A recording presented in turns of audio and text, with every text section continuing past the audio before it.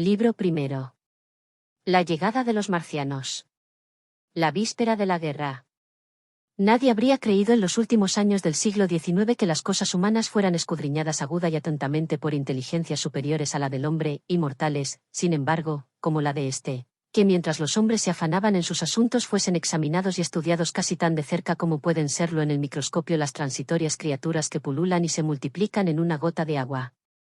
Con infinita suciencia iban y venían los hombres por el mundo, ocupándose en sus asuntillos, serenos en la seguridad de su imperio sobre la materia. Es posible que bajo el microscopio obren de igual manera los infusorios.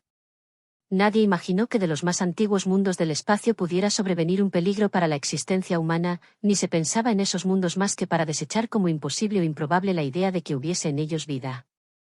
Es curioso recordar ahora algunos hábitos mentales de aquellos lejanos tiempos. A lo sumo, los habitantes de la Tierra se figuraban que en el planeta Marte podía haber otros hombres, inferiores probablemente a ellos, y dispuestos a recibir con los brazos abiertos cualquier expedición misionera.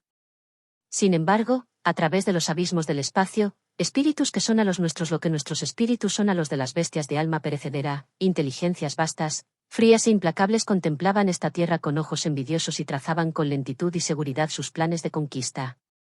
Y en los comienzos del siglo XX sobrevino la gran desilusión. El planeta Marte, apenas necesito recordárselo al lector, gira alrededor del Sol a una distancia media de 225 millones de kilómetros y la luz y el calor que recibe es justamente la mitad de los recibidos por nuestro mundo. Si la teoría de las nebulosas encierra alguna verdad, debe de ser el planeta Marte más viejo que el nuestro, y largo tiempo antes de que la Tierra se solidificara debió de comenzar la carrera de la vida sobre su superficie. El hecho de que su volumen escasamente llegue a la séptima parte del nuestro ha debido acelerar su enfriamiento hasta la temperatura en que solo es ya posible la subsistencia de la vida. Tiene aire y agua y cuanto es necesario para el sostén de la existencia animada. Pero el hombre es tan vano, tanto le ciega su vanidad, que ningún escritor antes del fin del siglo XIX expresó el pensamiento de que allá lejos la vida intelectual, caso de existir, se hubiese desarrollado muy por encima del humano nivel. Ni siquiera se comprendía que por ser Marte más viejo que la Tierra, por no contar sino apenas una cuarta parte de nuestra área superficial y por estar más alejado del Sol, tenía necesariamente que hallarse no solo más distante del comienzo de la vida, sino más cerca del final. El secular enfriamiento, que alcanzará algún día a nuestro planeta, ha avanzado ya mucho en el vecino. Sus condiciones físicas son aún en buena parte un misterio, pero sabemos ya que ni en sus regiones ecuatoriales la temperatura de las 12 del día llega a la de nuestros inviernos más rigurosos.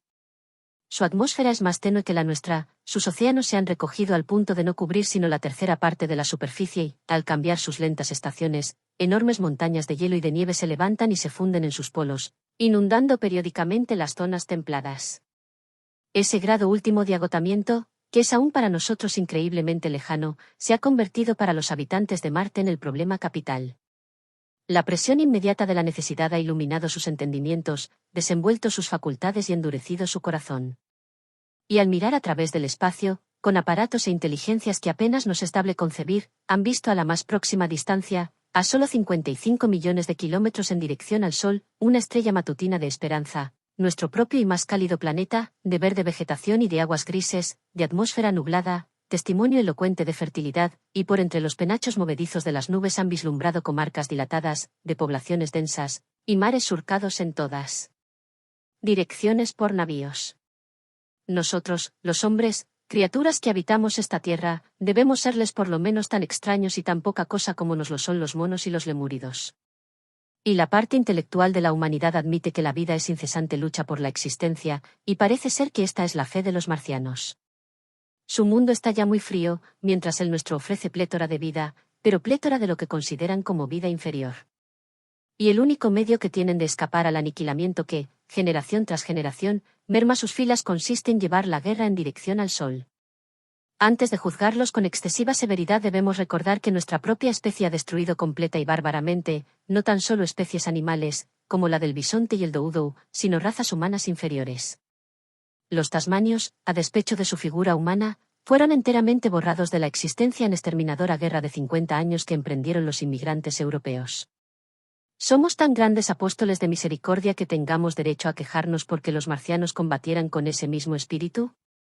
Parece que los marcianos calcularon su descenso con pasmosa exactitud. Sus conocimientos matemáticos son evidentemente superiores a los nuestros y llevaron a término sus preparativos con perfecta unidad de miras. Si nuestros aparatos lo hubiesen permitido, habríamos observado alarmantes asambleas mucho antes de acabarse el siglo XIX. Hombres como Schiaparelli examinaban el planeta rojo y es curioso, dicho sea de paso, que durante innumerables siglos haya sido Marte el planeta de la guerra, pero no supieron interpretar las fluctuantes apariencias de los signos que anotaban tan exactamente en sus mapas astronómicos. Durante este tiempo los marcianos se aprestaban. Pero, ¿quién vive en esos mundos si están habitados? ¿Somos nosotros o ellos los señores del universo? ¿Y por qué han de estar hechas todas las cosas para el hombre? Kepler, cita de Burton en la Anatomía de la Melancolía. Libro primero. La llegada de los marcianos. La víspera de la guerra. Nadie habría creído en los últimos años del siglo XIX que las cosas humanas fueran escudriñadas aguda y atentamente por inteligencias superiores a la del hombre, inmortales, sin embargo, como la de este, que mientras los hombres se afanaban en sus asuntos fuesen examinados y estudiados casi tan de cerca como pueden serlo en el microscopio las transitorias criaturas que pululan y se multiplican en una gota de agua. Con infinita suciencia iban y venían los hombres por el mundo, ocupándose en sus asuntillos, serenos en la seguridad de su imperio sobre la materia. Es posible que bajo el microscopio obren de igual manera los infusorios.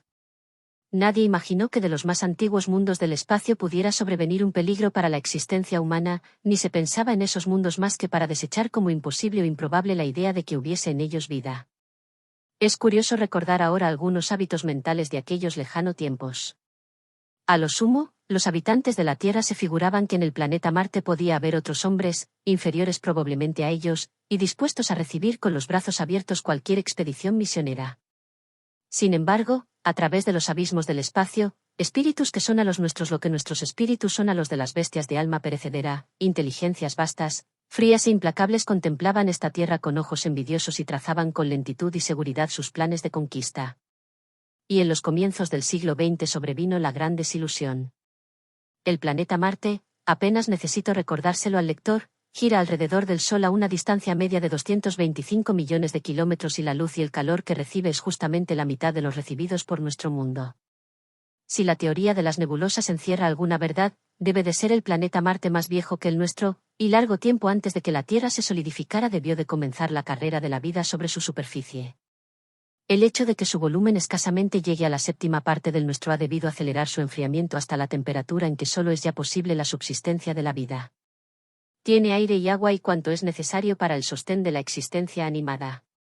Pero el hombre es tan vano, tanto le ciega su vanidad, que ningún escritor antes del fin del siglo XIX expresó el pensamiento de que allá lejos la vida intelectual, caso de existir, se hubiese desarrollado muy por encima del humano nivel.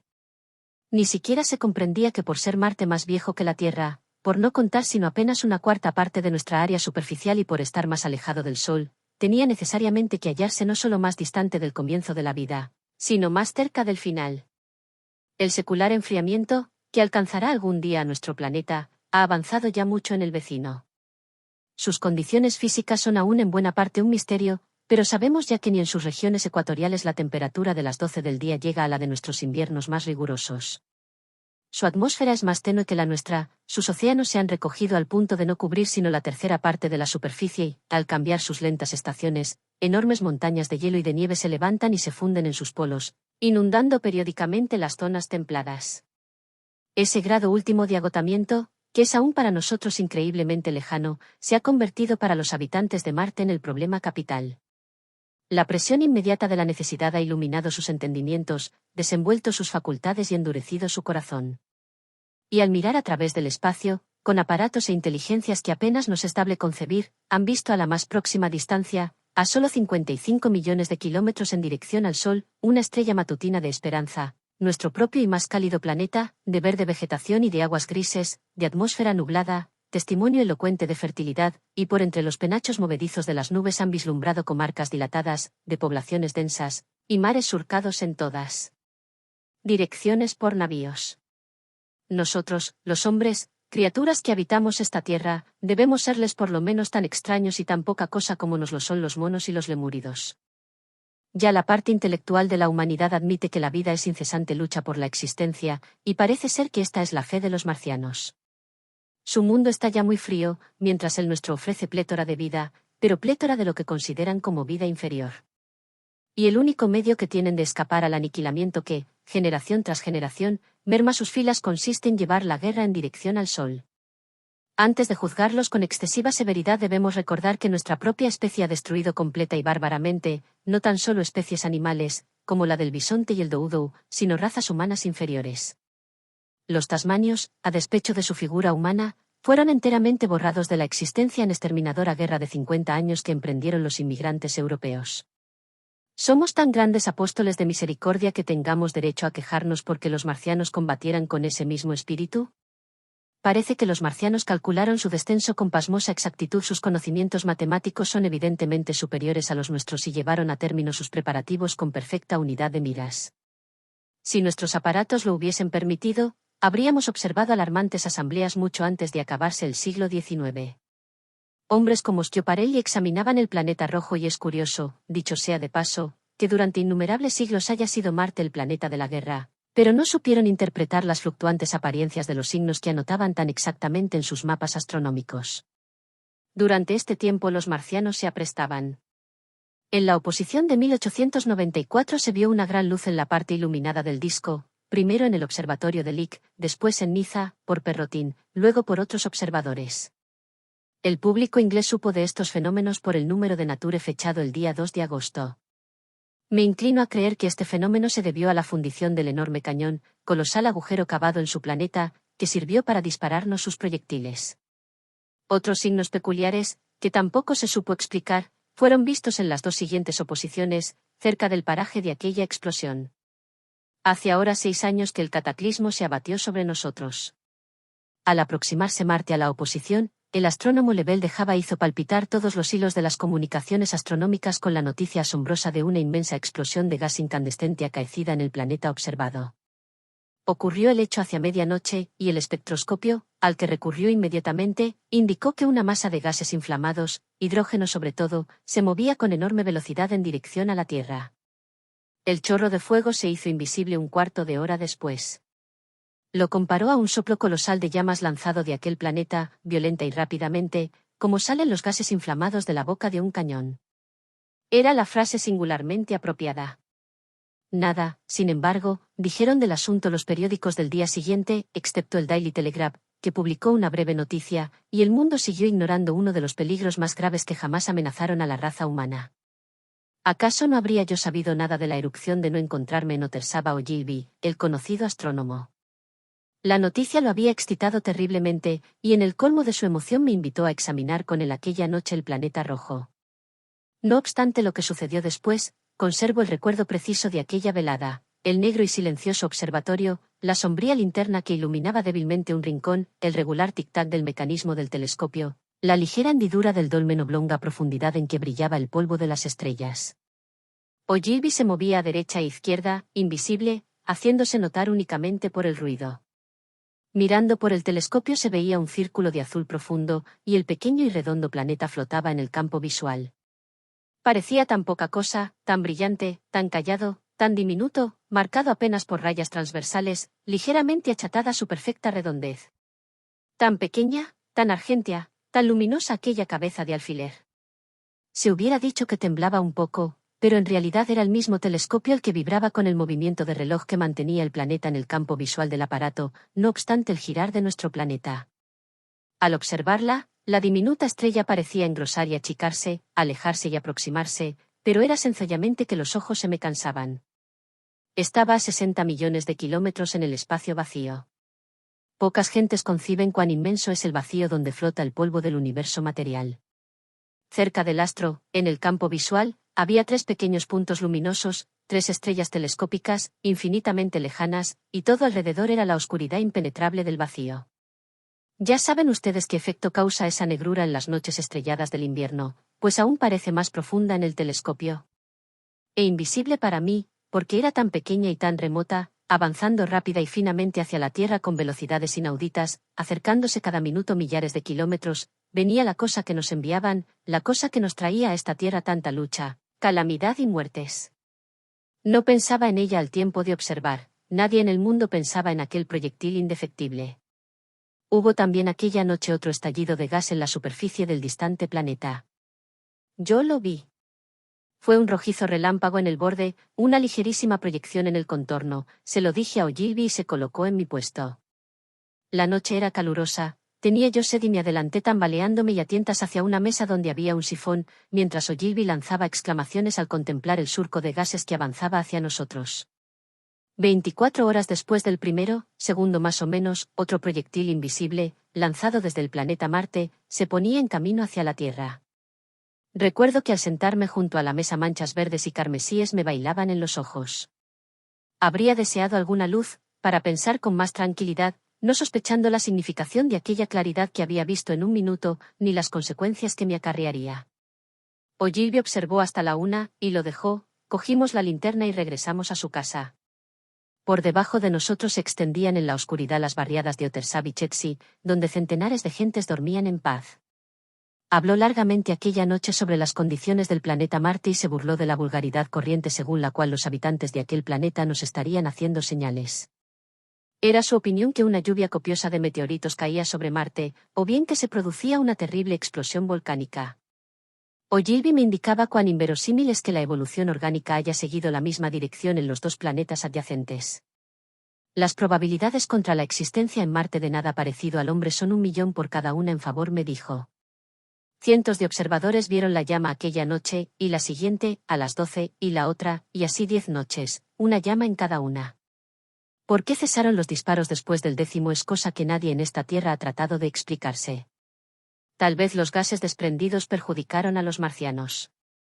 Densas nubes de humo o de polvo, que vistas desde la Tierra con poderosos telescopios parecían pequeñas manchas grises y movedizas, se esparcieron por la limpidez atmosférica del planeta, oscureciendo sus rasgos familiares. Por último, hasta los periódicos diarios despertaron con estas perturbaciones, y aparecieron aquí y allá y en todas partes crónicas vulgarizadoras referentes a los volcanes de Marte.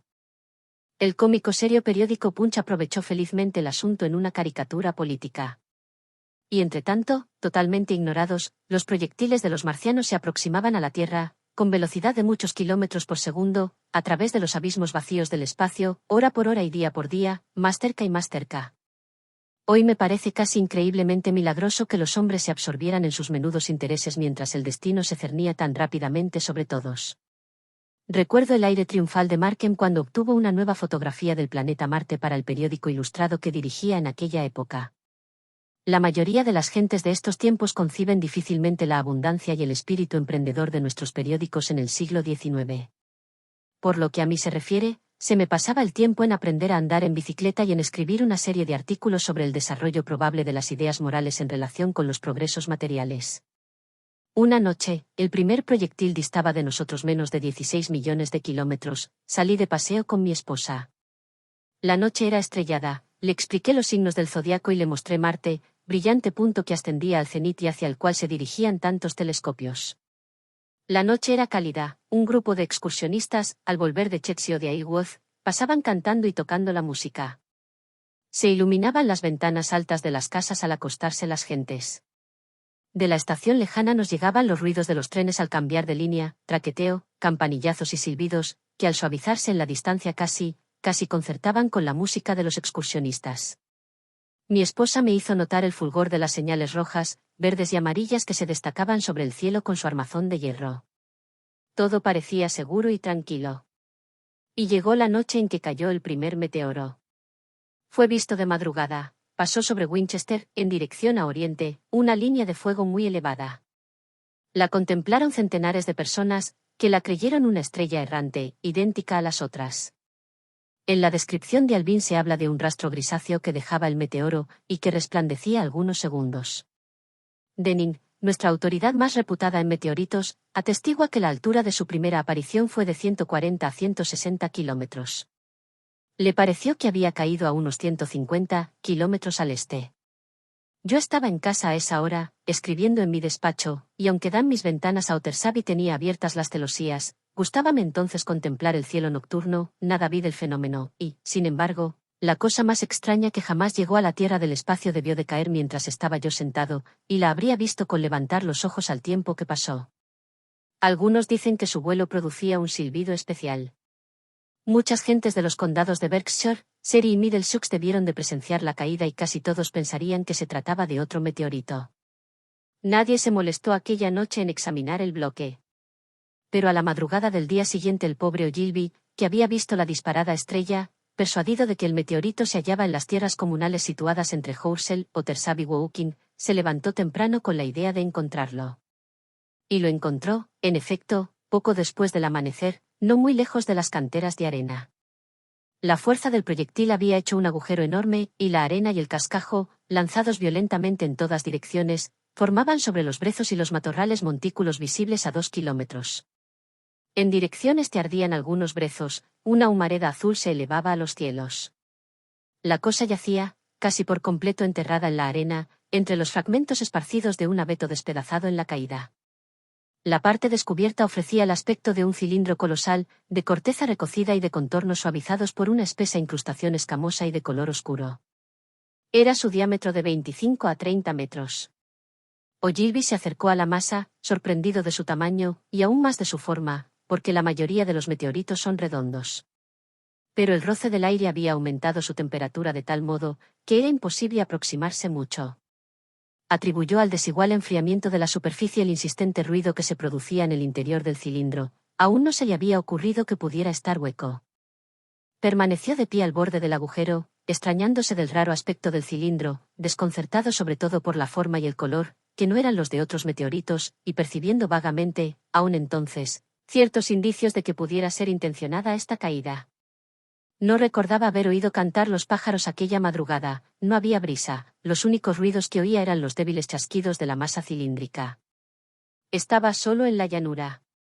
De pronto advirtió, no sin estremecerse, que parte de la escoria gris, cenicienta incrustación del meteorito, se desprendía de la masa para caer en forma de copos en la arena.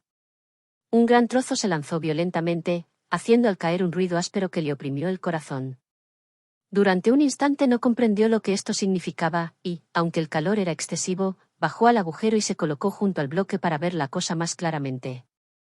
Todavía se imaginaba que el enfriamiento podría explicar aquellos desprendimientos, pero contradecía esta idea el hecho de que las cenizas no se desprendieran sino de un extremo del cilindro. Advirtió entonces que la cima circular del cilindro giraba lentamente. Era un movimiento tan pausado que solo lo notó porque una mancha negra que, 5 minutos antes tenía junto a los pies, se hallaba en el otro lado de la circunferencia. Ni aun entonces comprendió apenas lo que esto indicaba hasta que oyó un chillido sordo y vio avanzar bruscamente la mancha negra 1 pulgada o 2. Y la verdad se le reveló como un relámpago. El cilindro era artificial hueco y la tapa estaba hecha a tornillo. Alguien desde dentro la destornillaba. ¡Cielo santo!, exclamó Ogilvy. Hay algún hombre, tal vez hombres encerrados, medio asados, que tratan de escapar. Y, de un salto, relacionó el suceso con la explosión que había observado en el planeta Marte. El pensamiento de las criaturas encerradas le inspiró tal espanto, que olvidando el calor, se acercó al cilindro para ayudar al destornillamiento. Afortunadamente la irradiación opaca lo detuvo antes de que pudiera quemarse las manos en el metal todavía incandescente. Permaneció indeciso un momento, volvió la espalda, trepó por el foso hasta encontrarse fuera y echó a correr a todo escape en dirección a Woking. Eran poco más o menos las 6 de la mañana. Tropezó con un carretero y quiso hacerle comprender lo ocurrido, pero eran tan extraños el relato y el aspecto de Ogilvy, quien había dejado caer el sombrero en el hoyo, que el hombre continuó tranquilamente su camino. Tampoco logró convencer al mozo que abría las puertas de la posada de Puente Horsell. Pensó el dependiente que se las había con un loco escapado y quiso encerrarlo en el despacho de bebidas. Hízole esto calmarse algún tanto, y cuando vio a Henderson, el periodista londinense, en su jardín, lo llamó por detrás de la empalizada y consiguió al cabo hacerse comprender. Henderson, gritó. ¿Vio usted anoche el meteorito? ¿Y qué? Preguntó Henderson. Ahora está en la llanada de Horsell. Caramba. Un meteorito caído. Bonito asunto. Más que un meteorito. Es un cilindro, y un cilindro artificial, amigo. ¿Y qué tiene algo dentro? El periodista se enderezó, azada en mano.